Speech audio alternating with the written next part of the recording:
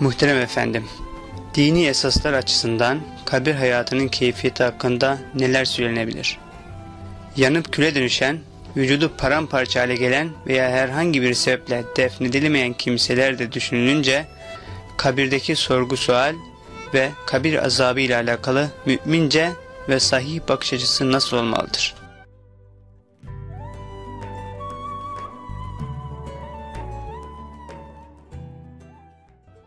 Anne karnındaki çocuk işte dünyaya göre bir yönüyle belli bir donanımla donatılıyor o. Onun hali diyoruz ki son geleceği bu dünyanın emareleri, işaretleri, mesaj gibi bir şey. Aynen öyle de insan duyguları, düşünceleri genelde Allah'a ihtiyacı, ancak mabud-u mutlakla tatmin olması, imanın gücüne dayandığı zaman ayakta durabileceği, bir insan gibi yaşayacağı meseleleri, bunlar insanın mahiyetinde mündemiş olan şeyler. Ve bunlar da ahirete delalet ediyor. Evet, bunlar ancak orada gerçek cevaplarını bulacaklar.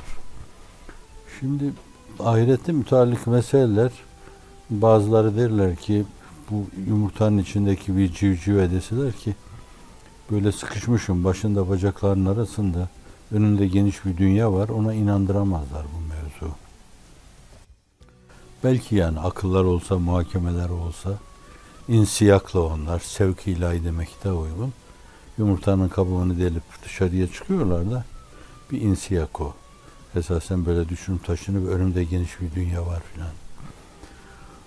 Şimdi bunun gibi insana bazı meseleler icmalen bildiriliyor. Yani biz fiziki alem içindeyiz. Dün de bir münasebetle geçmişti.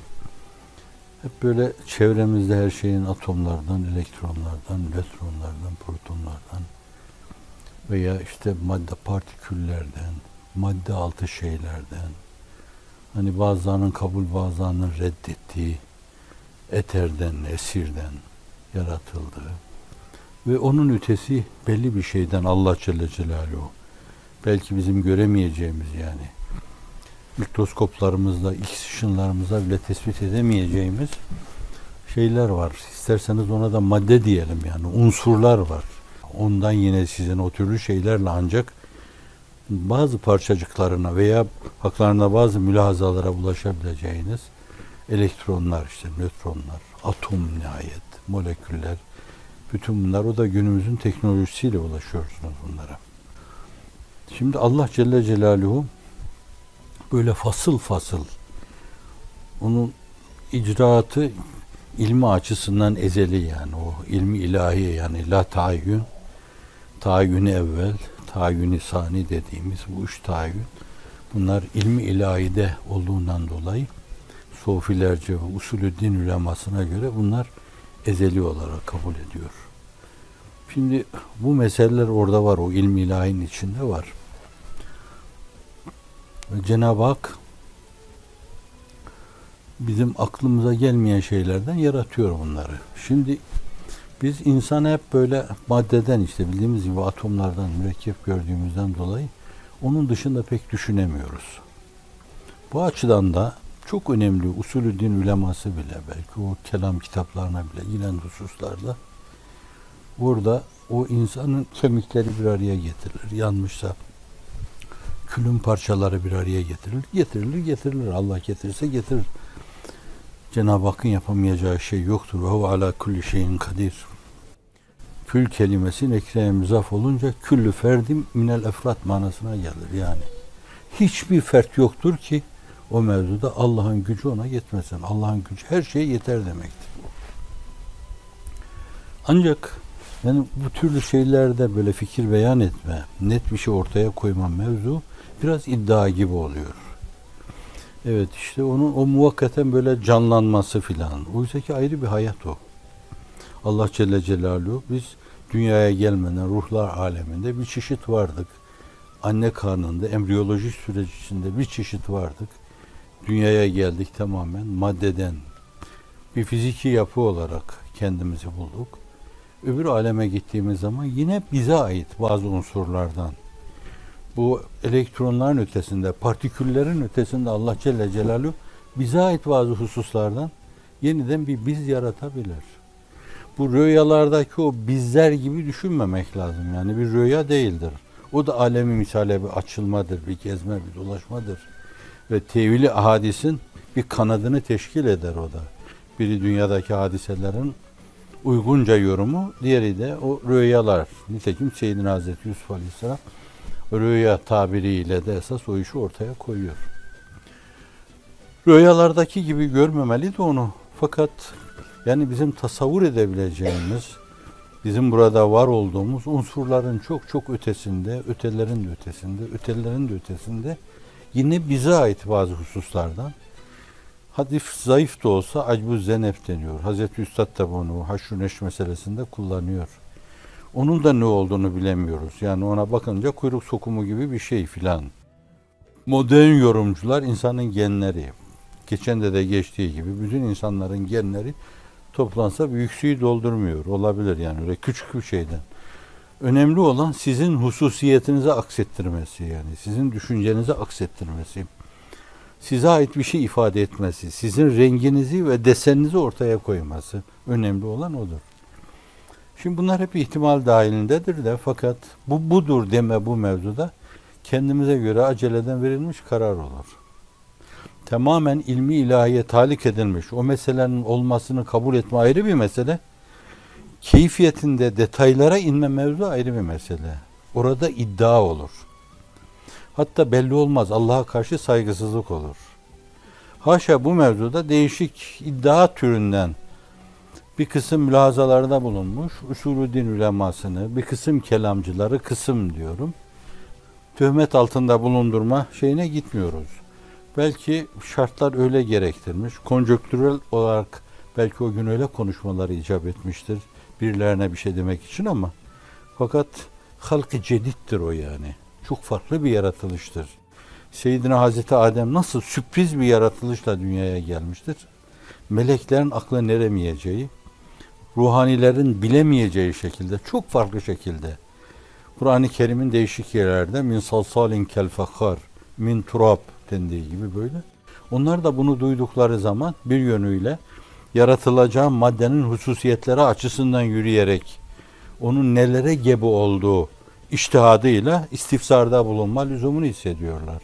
Yani mayebu olunca bellidir yani. İşte bu sütse tabii işte süt mayalanmış olur, şapsa şap mayalanmış olur filan. Yani biraz onun maddeyi asliyesinin hususiyetlerinden melekler istinbat ederek meselenin istifsarı ile alakalı tecellü fiyâ men yufsidu fiyâ ve yesfikü dima diyorlar. Yani bu o unsurlardan esas hareket ederek Seyyidina Hazreti Adem'e yürüyorlar. Şimdi farklı bir şekilde karşılarına çıkıyor Hazreti Adem. Öbür alemde bir o berzah aleminde, berzah alemi var. Berzah aleminde böyle misal alemine yakın, misal alemi onu da daha çok sofiler kullanıyorlar. Kelamcılar pek üzerinde durmuyorlar. Misal alemine yakın esas insanların böyle perisprisi gibi belki, dublesi gibi bir varlığı oluyor. O da yine bir şeyden, belli unsurlardan meydana geliyor. Fakat sizin herhalde atomlarınızdan, elektronlarınızdan, nötronlarınızdan, protonlarınızdan değil. Meseleyi karıştırmamak lazım.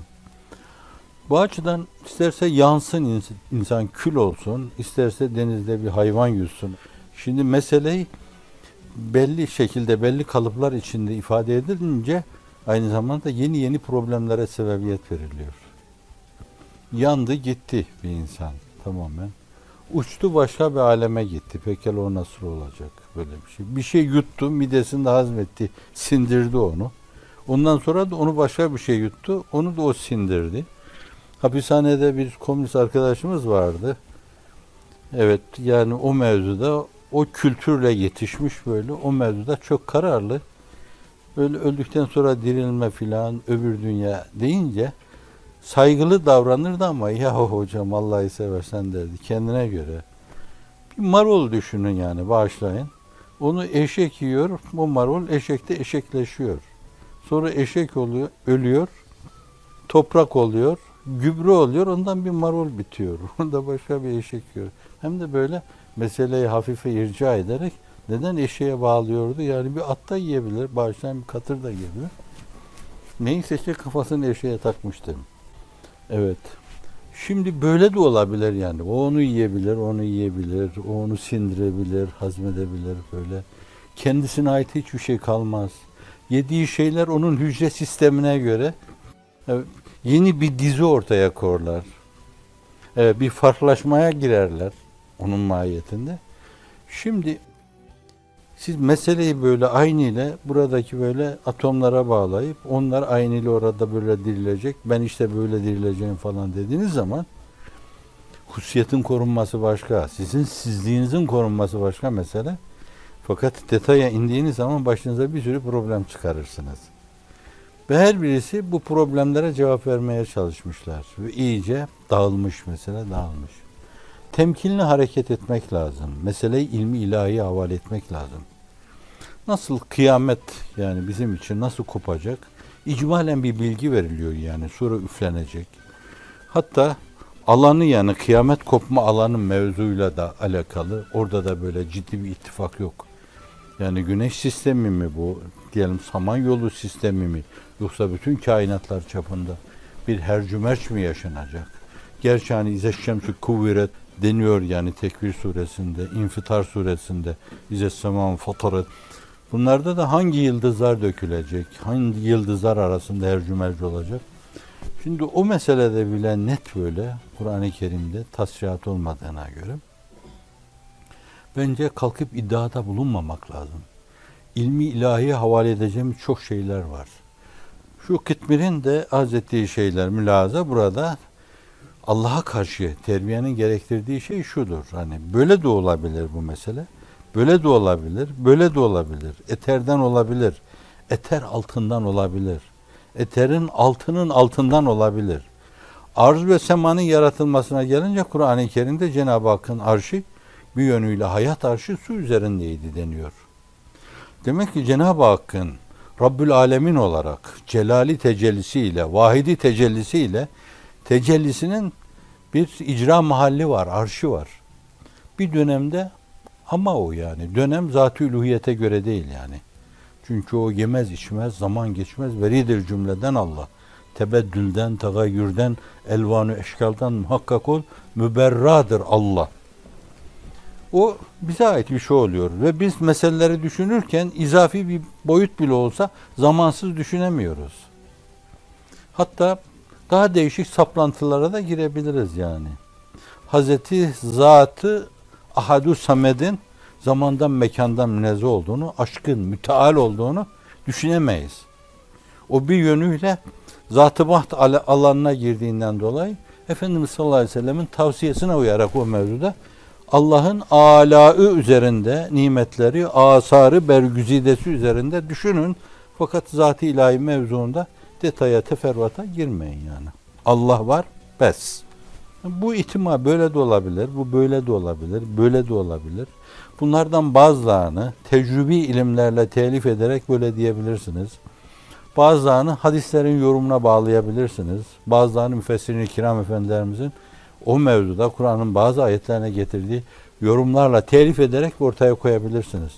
Fakat hepsinin arkasında Allah'a karşı saygının ifadesi Allahu alem bir müradi demektir yani.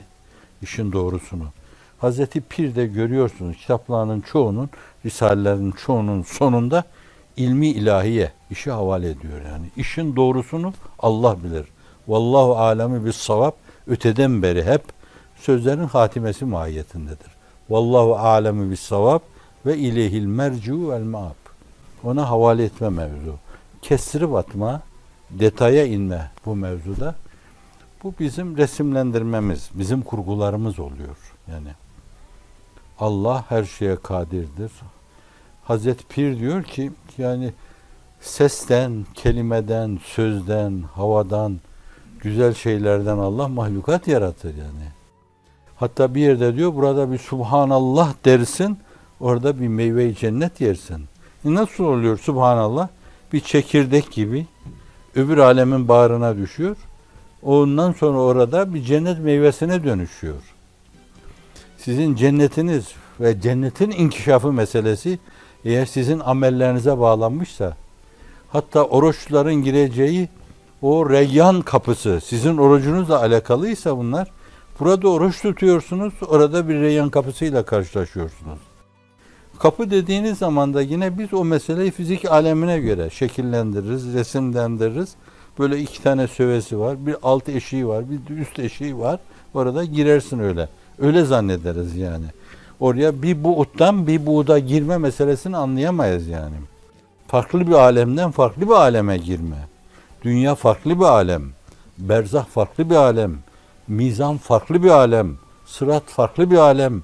Cennet farklı bir alem. Cehennem farklı bir alem.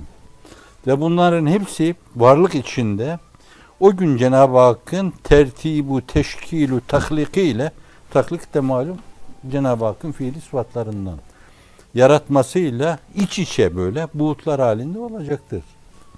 Herkes burada yaptığı şeye göre kendini işte o buğutların içinde öyle hissedecek, öyle görecektir. Evet, detaydan sakınmak lazım.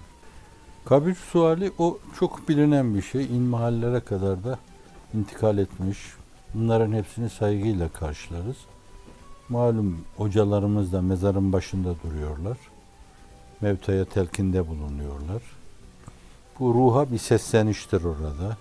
İşte orada onun yeni bir mahiyet kesbetmesi de o ruhun arkasında olabilir. Ruh dublesidir yani esasen. Ama oradaki cisim nasıl bir cisim olur? İnsanın yine bu fiziki yapısından neleri alarak Allah onu tertibu teşkil buyurur. Bilemeyiz onları. Evet. Orada men rabbuke ve men nebiyüke ama dinüke şeklinde meleklerin sual sorması var. Onlara iyi gitmişse şayet insan burada, imanla gitmişse Allah cümlemize nasip buyursun. Hafizan Allah, imansız ve dalalet içinde öbür tarafa sürüklenmeden vikaye buyursun, siyanet buyursun. Orada Rabbim Allah diyecek, Peygamberim Hz. Muhammed Mustafa diyecek sallallahu aleyhi ve sellem, dinim de İslam diyecek. Bu şeylerden bahsediliyor. Ve bir de orada azaptan da bahsediliyor. Hatta detaylara inen bir kısım kitaplarda topuzlardan bahsediliyor. Yani onlar değişik şeyler soru soracaklar, cevap veremeyince o mevzuda, kemküm edince. Bu belki kabir azabı bir yönüyle o insanın ahirette çekeceği azabın bir kısmını teşkil ediyor. Belki bazıları için de öbür alemde mümin, ehli iman olarak şey yapmış ama fakat günahları var, kusurları var, üzerinde çok haklar var. Orada bitmesi adına oluyor yani. Bazen soruların ağırlığı, sıklığı bile, bu bile kabirde o insanın bir yönüyle bir kısım şeylerden, sıkıntılardan sıyrılması adına o da bir veçi rahmet olabiliyor. Hani siyer kitaplarında var bildiğiniz gibi. Seyyidina Hazreti Ömer irtihal daribaka buyurduktan sonra Hazreti Abbas çok ciddi alakası var. Onun da Hazreti Abbas'a karşı saygısı var. Hayatlarında müşterek bazı şeyleri var. O müşterek tavır ve davranışları itibariyle birbirlerine saygılarını ifade ediyorlar. O peygamberin amcası diye o da ona hakkıyla hakikaten adaleti ikame eden, hakkı ikame eden bir insan olarak saygı duyuyor. Dini mübin İslam'a hizmetinden ötürü hiçbir itirazı da yok yani. Yani ta o dönemde neslini düşünebilirdi. Ama Ömer gibi bir halife-i zişan var iken bence başka birini düşünmek saygısızlık olurdu. O hiç bunu yapmadı. Hep saygılı davrandı. Ondan naklediyorlar. Yani bir 6 ay kadar Seyyidina Hazreti Ömer Efendimiz'i rüyasında göremiyor. Bu rüyada görememe mutlaka insanın takılı olmasına delalet etmeyebilir. Fakat öyle de yorumlanabilir. Göremiyor rüyasında. 6 ay sonra görüyor. Hazreti Ömer Efendimiz buyuruyor ki ancak şimdi hesaptan sıyrılabildim diyor. Evet. Bu belki bizim için düşündürücü, terhib adına ortaya konmuş önemli bir şeydir yani. Çok küçük şeylerin bile ağır hesapları olabilir, büyük hesapları olabilir. Hususiyle Hazreti Pir'in de bir yerde ifade ettiği gibi böyle zirvede bulunan insanlar, Raşid halifeler müstesna, o istisnayı yapıyor. Öyle azami takva ile, azami ihlasla, azami salahla o işi beraber götürmek çok zor. Demek ki o zirvede hem böyle Rabbin muradını, tabiri diğerle kalbi ve ruhi hayat yörüngesinde götürme, hem de dünyevi işleri idare etme, onca insanın vesayetinde ve senin riayende bulunan, raiyetin olan insanların hukukunu tam gözederek, kılı kırk yararak, hiç kimsenin hakkını yemeden böyle, hiç kimsenin hakkına tecavüz etmeden o işi idare etmek çok zor. İhtimal ki mukarrebine göre bir şey yani. Kim bilir, belki Allah Celle Celaluhu onu da ahirette Ömer ufku itibariyle dünya kadar insana şefaat etmek için orada öyle hazırladı denebilir. Yani biz hüsnü zanna memuruz. O zatlar kim ne derse desin yani. Aleyküm bi sünneti ve sünneti hulefâi raşidîn el mehdiyin buyuruyor Efendimiz. Benim yolum, yöntemim ve benden sonra raşid halifelerin yolu, yöntemi. Sünnet bir manada böyle yorumlanabilir. Diyor, bu açıdan da çok rahatlıkla birer hüccet nazarıyla bakıyoruz. Yani dinin temsilde uygulanması adına çok önemli unsurlar. Hani onların icraatına din diyebilirsiniz. Çok rahatlıkla din diyebilirsiniz. Şimdi fakat mukarrebin tabi onlar. İşte mukarrebinin sübjektif olarak farklı mükellefiyetleri oluyor. Buna da yine sofilerin çok kullandığı bir şey var.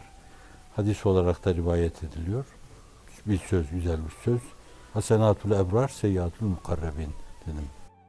Ebrar dediğimiz ehlullah'tan önde iyilik, güzellik sahibi insanlar. Hayatları hep iyilik dantelası gibi örgülenen insanlar demek.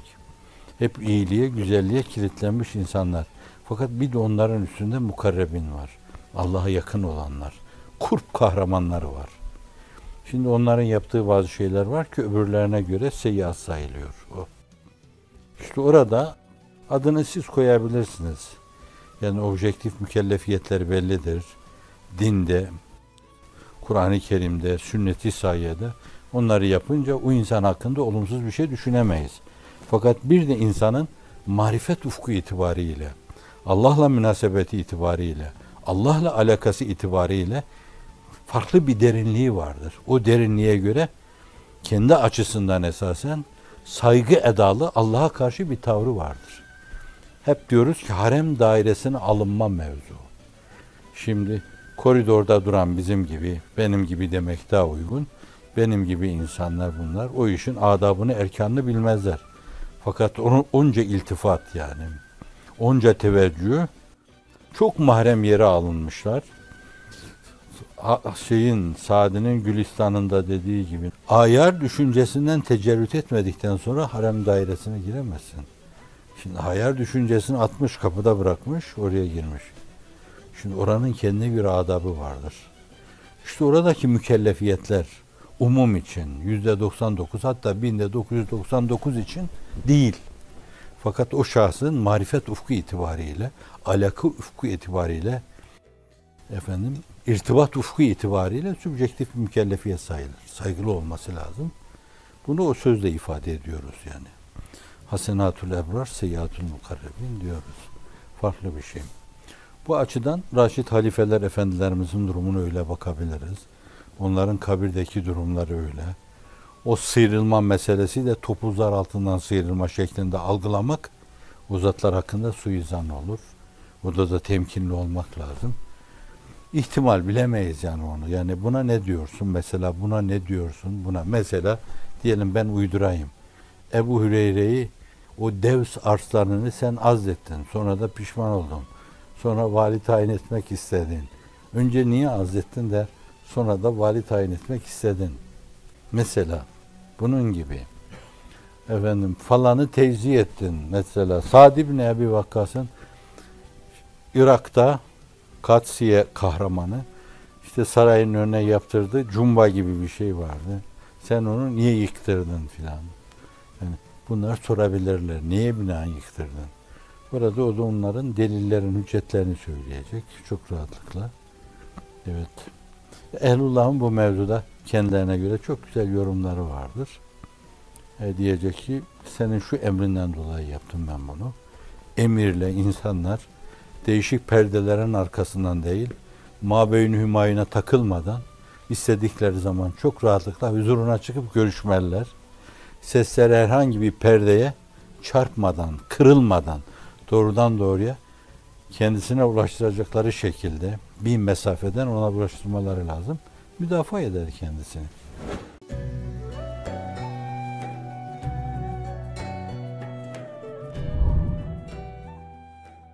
Hadis-i şeriflerde necasetten gereğince korunmayan ve kovuculuk yapan mümin kimselerin de kabir azabı çekecekleri haber veriliyor. Özellikle bunların nazara verilmesinin ne gibi hikmetleri vardır?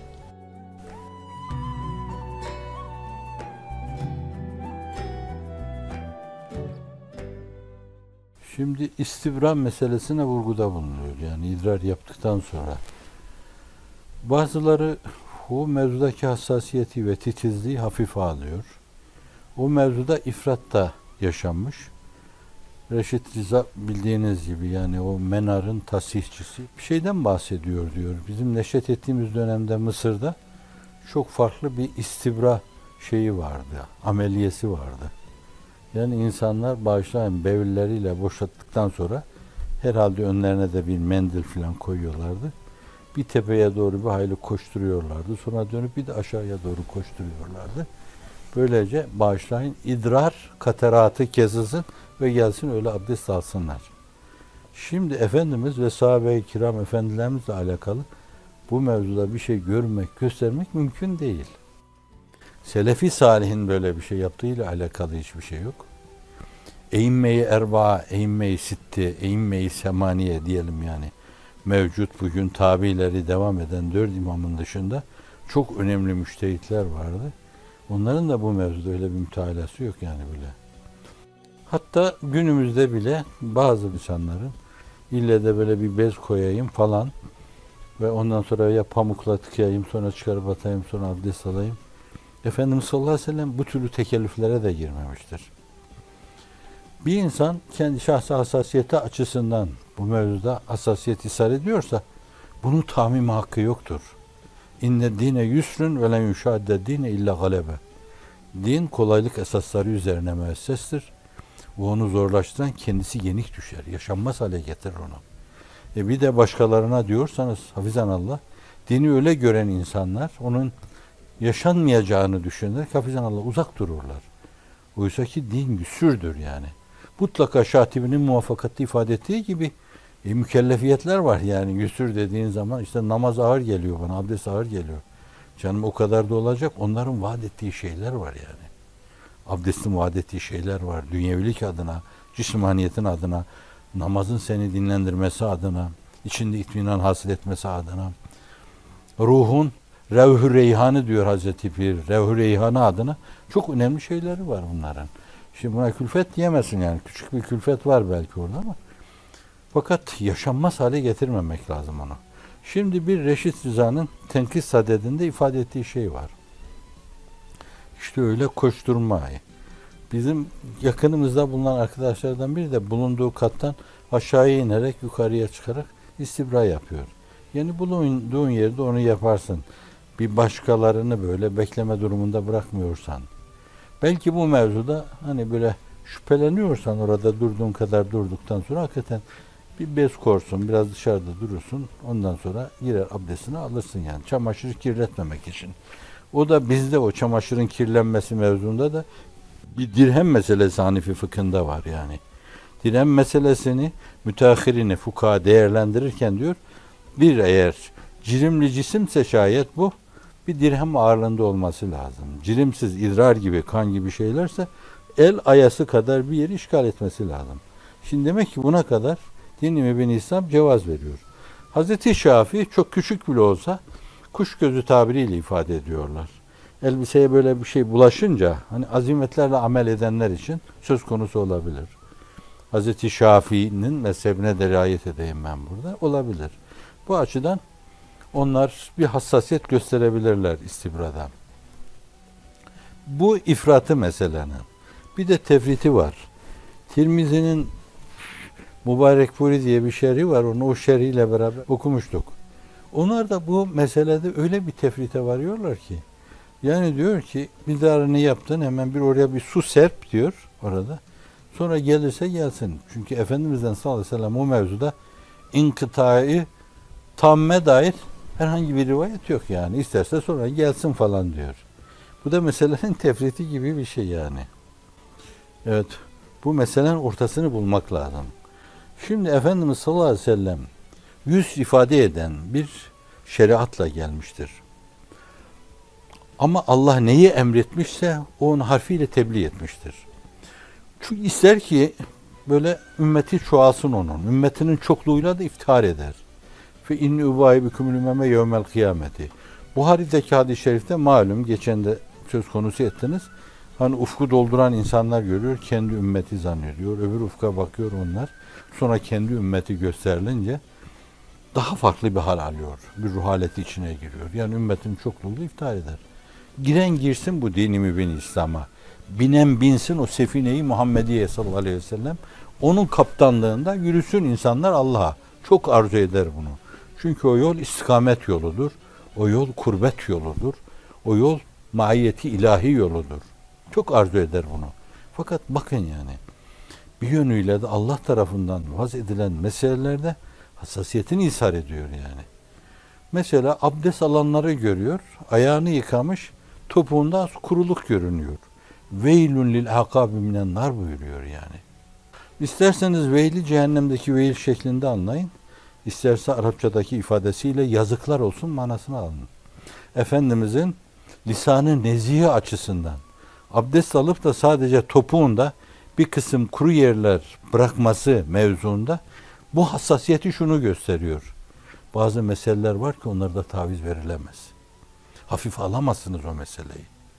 Onun için bakın 3 kere yıkama meşru kılınmış. Yani bir keresinde ayağın her tarafı ıslanmayabilir. Mesela yine buyuruyor ki bakın yani lisan-ı nezihi, meseleyi bir lisan-ı nezihine verin. Bir de meselenin hep yüzünü takip etmesine verin. Bir de ümmetinin çoğalmasını şiddetli arzusuna verin. Ama men lem yuhallil asabi'ahu diyor hallallahu bin nar. Parmakların arasını hilallamayan diyor Allah ateşle hilallar parmakların arasını. Çünkü kuru kalma ihtimali var. Şimdi idrara da böyle bakabilirsiniz yani. İdrar. Dikkat etmezsiniz, önem vermezsiniz, ne olacak filan dersiniz. Hemen boşalırsınız, hemen abdest alırsınız. Kesilmemiştir. Hususiyle belli bir yaştan sonra, şöyle böyle prostat büyümelerinden sonra gelmez gelmez hareket edince damlar, akar. Farkına varamazsınız. O açıdan Efendimiz sallallahu aleyhi ve sellem bilmeyerek yapacağınız bir hataya karşı tembihte bulunuyor yani. Onun için idrar diyor yani. İdrara karşı temkinli olmak lazım. İkincisi kovuculuk, nemime, nemmamlık. Yani bir gıybet var, konuşursunuz, el alem bilir.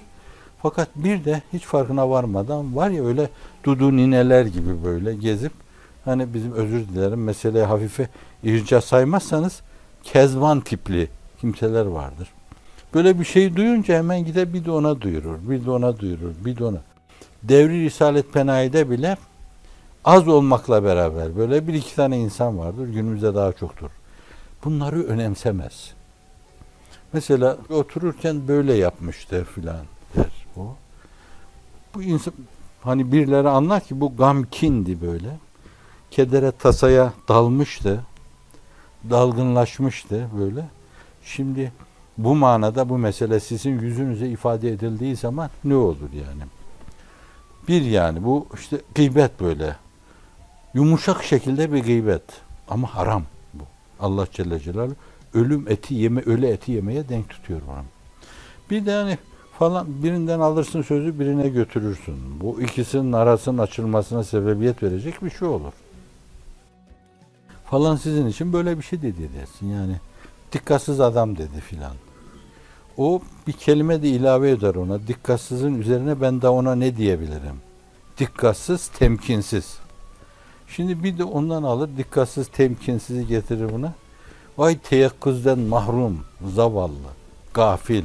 O da onu katar. Ve böylece fitneye sebebiyet verir. Hiç farkına varmadan kovucu, söz gezdiren kimse, hadis-i şeriflerde ifade buyurulduğu gibi el-kattat la yedhulul cennete diyor. Kovucu cennete giremez diyor.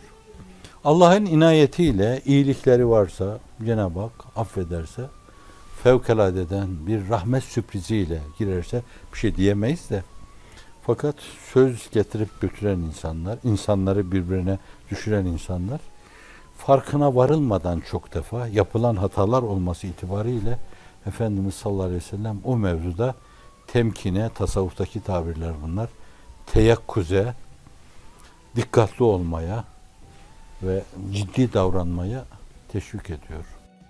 Kabrin genişletilmesi, aydınlatılması, kabir ehline sabah akşam cennetteki makamların gösterilmesi ve onlara salih amellerin arkadaşlık etmesi gibi nimetlerden de bahsediliyor. Bunları nasıl anlamalıyız? Evet, işte o berzah nimeti, yani kabirdeki hayat.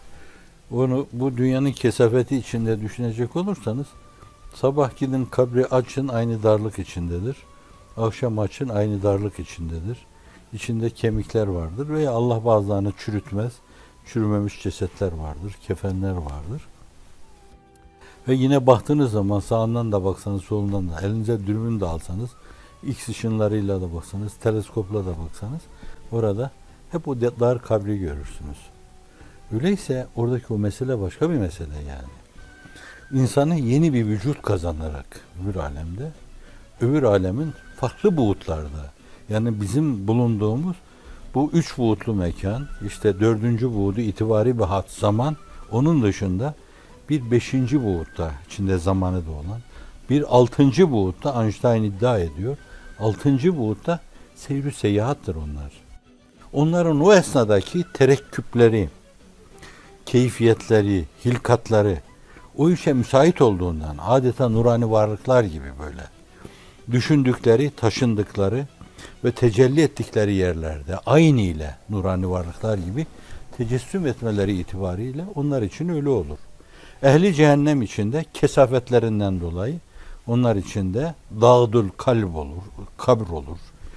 Ve onu malum Sa'd ibn Muaz için Efendimiz sallallahu aleyhi ve sellem buyuruyor yani. Orada ihtimal, o akrabul mukarrebinden olan o zat için öyle bir şey demesi, Efendimiz hem de Subhanallah sözüyle ifade ediyor. Yani onun içinde oluyorsa başkalarının ondan kurtulması mümkün değil.